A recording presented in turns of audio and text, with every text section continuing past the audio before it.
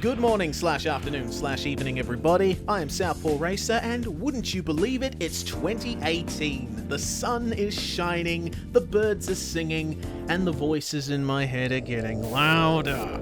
They grow displeased with me. Uh-oh, time to make another How to Ruin a Racetrack video to keep them quiet. Alrighty, what we have in front of us here is a composite satellite image of the magnificent Road Atlanta circuit near Gainesville, Georgia. This is legit one of my favorite tracks ever. Like, it's an absolute riot to drive in Sims. I absolutely adore this place. It's got flow, it's got character, it's got elevation change, and that's all of the things that are not desirable for this series. So let's try and remedy some of that. Starting off with this super quick turn one, which is absolutely fantastic. It's a fantastic corner. But you know what would make it even more fantastic? A first chicane at Monza style alteration, I think, because every race needs an absolute pile up on the first lap to be interesting. That's what the fans want these days, you know? This piece of track looks a bit underutilized for anything except drift events. So. 2018 is here, and How to Ruin a Racetrack is back as well. So, everybody watching this video, how was your 2017 New Year's celebrations? I'd really like to know. I legit would, because I care about my community, my viewers, etc. Mine was spent at a good friend's place. We watched the fireworks from the top of the Perth Hills. We didn't actually have a clock with us, so the signal that it was 2018 was actually the fireworks going off. It was kind of funny. We were all sitting up there like, oh, you know, when the fireworks gonna go off? Oh, there they are. Yay, it's 2018. I didn't have a hangover to deal with either, so that was pretty good. My year's gotten off to a very good start. You also might be noticing that I'm not doing a full desktop recording in GIMP. That is for the very specific reason that I actually have Photoshop now. Creative Cloud University student discount for the win. So yeah, I'm not plebbing it in GIMP anymore, which is pretty good. You hear all the time about people wanting more punishment for drivers if they go off track. What with all this tarmac runoff stuff? Well, there's your answer. Oil. Oil on the track. And there you have it. An actual real live oil-soaked piece of tarmac as runoff, so that once people go into turn one on lap one, if they get forced wide or if they miss their braking point, away they go into the oil slick. Oh no, no grip.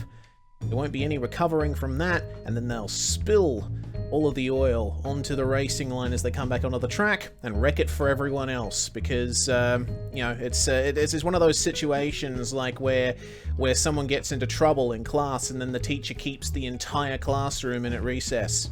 That sort of thing. Well, you shouldn't have missed your braking point, eh? Actually, for that matter, let's put it on the inside of the turn as well. Discourage people from cutting. And, well, the pit lane is going to exit right onto there, so might as well commit. No pit exit line. No rule definition. Nothing to protect anyone from getting completely screwed over by someone coming out of the pit lane, and vice versa. That's the way.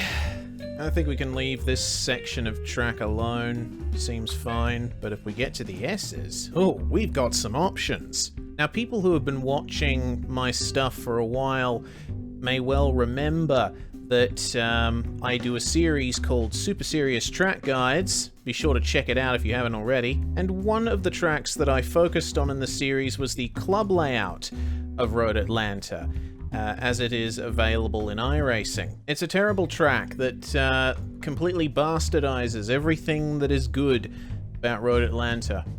And these alternative routes through the S's are one of them, because the S's is just one of those great pieces of racetrack that flows really nicely and goes down the hill. And you know, like, obviously I'm not a real racing driver, but Having experienced a laser scan version of this on a sim, it's quite frustrating when the flow is broken by these awkward, chicane hairpin turns. I recognize that it's like a track day sort of deal, but, you know, it's still frustrating.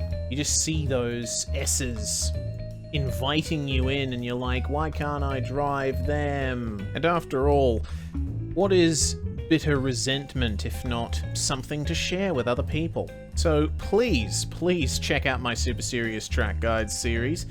They're some of my more popular videos, aside from these ones, and experience the existential despair with me. New track boundary right there. To really bring it home, we'll take this and put it up here somewhere. Yeah, that seems okay. We'll do that. There we go.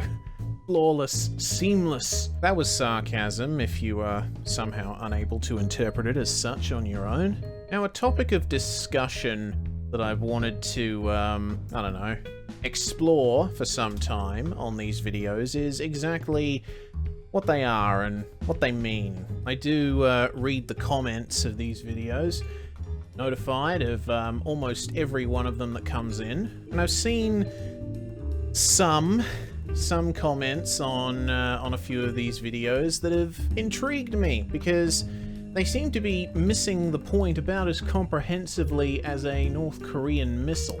Putting aside for one moment the endless cycle of Herman Tilke references, I've been called all sorts of pleasant things by one person in particular. Among the things I've been accused of are being a whiny little brat and never having been to a motor race, etc., etc. Well, to the person who left those comments, I can assure you, not only are you extremely rude, you're also extremely wrong. I'm an absolutely enormous motorsport fan. In fact, I've been to quite a few motorsport events, and am gearing up actually to go to my third Bathurst 12-hour at the start of February. It's become a sort of yearly thing where I meet up with the people that I've met through online racing and get together with some of the people on my iRacing team. And it really is a fantastic experience, and I would 100% recommend it for anyone wanting to go to one of the best sports car racing events in the world. Seriously, the Bathurst 12-hour. This is going to be a bit controversial, but in my opinion, it absolutely shits all over the Bathurst 1000 in terms of spectacle and entertainment. Not only do you get some amazing racing in amazing cars from some of the world's top GT drivers, it's also quite a lot cheaper. You actually get your money's worth for the Bathurst 12-hour. You get about twice as much racing for a fraction of the price. Also, camping up the top of the mountain is a fantastic experience, but it also gives you a much greater appreciation for a fantastic racetrack like the Mount Panorama Circuit. Just an absolutely incredible track that is larger than life, honestly. Television doesn't do it justice. I know that's a super cliche thing to say, but it's true. But I'm starting to ramble a little bit. But I want to reassure those who may or may not be in doubt that the point of this series is not to troll. It's not to try and trigger motorsports fans because, oh, I'm some guy that hates motorsports and, you know, just wants to see it, you know, get ruined and stuff like that. No. It's not like that at all. I think, tying into what I was saying before, the gist of what I'm attempting to say is the whole point of this series, the overarching theme, the moral of the story, as it were, is it can always be worse. You know, racetracks get ruined in real life all the time. And understandably, we get pissed off about that. What I'm trying to do with the How to Ruin a Racetrack series is, well, obviously I'm trying to make people laugh / cringe, but also I want to be reminding them that, hey, at least this isn't happening in real life. Look at how horrible this is, and wow, you better thank your lucky stars that we have what we've got. That right there is the moral of the story. Appreciate what you got, people. You never know when you might lose it. I mean, you know, I'm super appreciative of the fact that I'm so close to Mount Panorama, relatively speaking.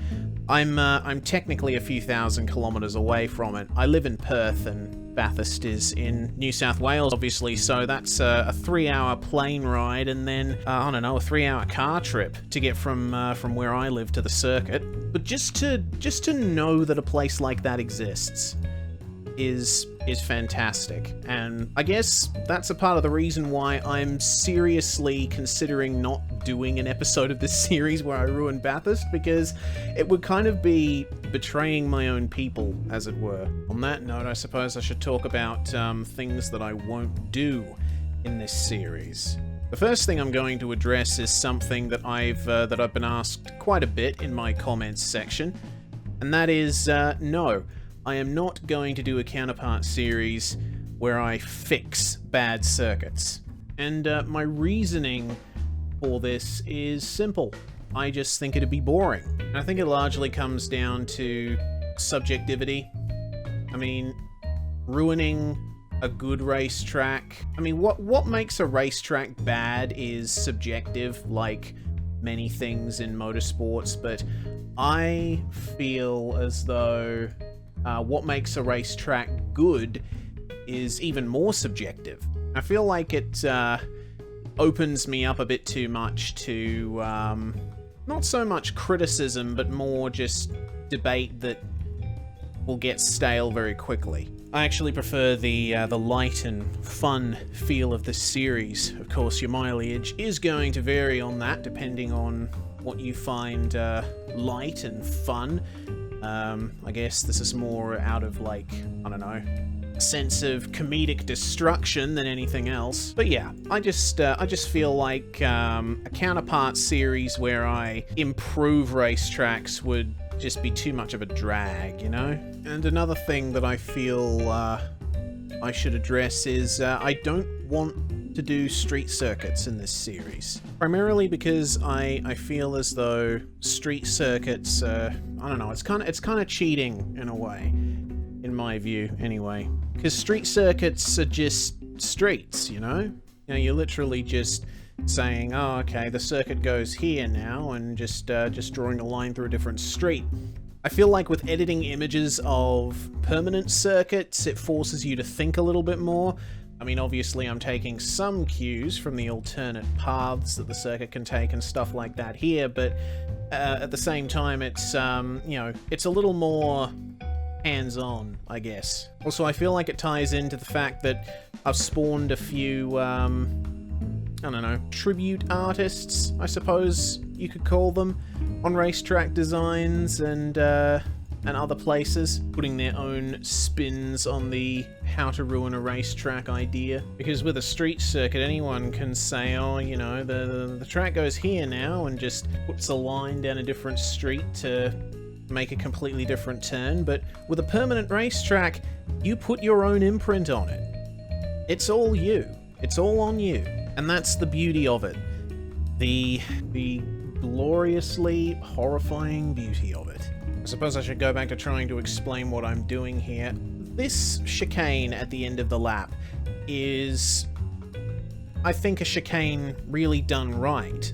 It was there to improve safety, possibly an overtaking opportunity if you're brave enough, and it actually manages to do all of that while still being, I suppose, fun to negotiate from the driver's perspective. I mean, of course, once again, I'm a pretend racing driver on racing sims, but I know what I like. So how do you ruin such a thing? By making it insultingly tight, of course. To link it back to the circuit proper, we just clone the last turn. More gravel. More gravel. Please, sir, may I have some more? Just to add insult to injury, we're going to make these turns particularly narrow around the apex area, because competitors don't deserve room, do they? And finally, oh, how convenient. The track has provided us with a viable alternative. I wonder what we can do with this. Doopy-doopy-doop. But what we will do is leave the pit lane entry there. Because if racers can't get into the pits, then what are they going to do? Use the old pits? Oh, wait. Now all we need to do is do a few touch-ups. I reckon for the chicane on the back straight, we could use the same strategy we did for turn 1. Bam! Oil slick. Probably with some orphan tears mixed in as well. And for all of you out there who are currently thinking at the moment, oh hey, well this couldn't be so bad. The road Atlanta's got elevation change. A lot of these turns look quite fun. Well, what if I told you you can just imagine that there is no elevation change anymore? We've just taken the mother of all grading machines to the circuit and made it completely flat. Just picture that in your head. Keep picturing that. Quality entertainment product right here.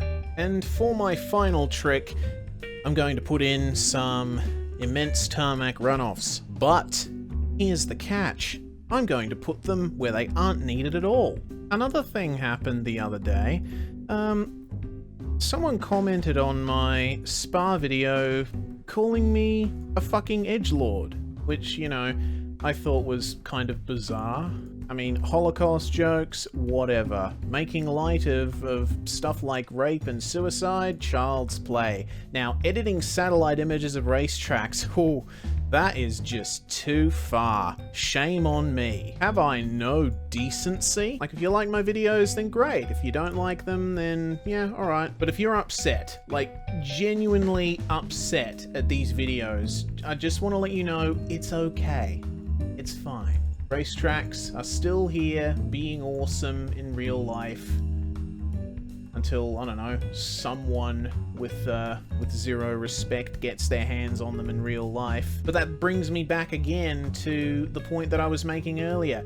The series is not me showing disrespect, at least intentionally anyway. This is me just saying, hey, you know, get upset at stuff like Hockenheim and I don't know, what other racetracks have been absolutely destroyed in the last couple of years? Fuji! That's right, Fuji Speedway. That was a bit of a travesty, that was. Those tracks are forever altered, but tracks like Road Atlanta, Bathurst, Road America are not. You keep that in mind. Be grateful for what you have, because hopefully I can show you that it could always be worse, even if it's, you know, grossly over-exaggerated.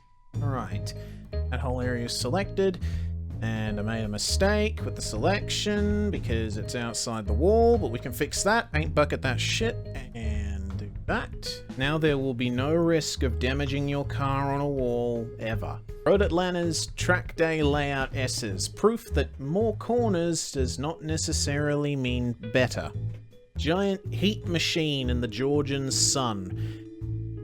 And I think that's that. Once again, I'm not very proud of myself. And that brings to a close another episode of How to Ruin a Racetrack.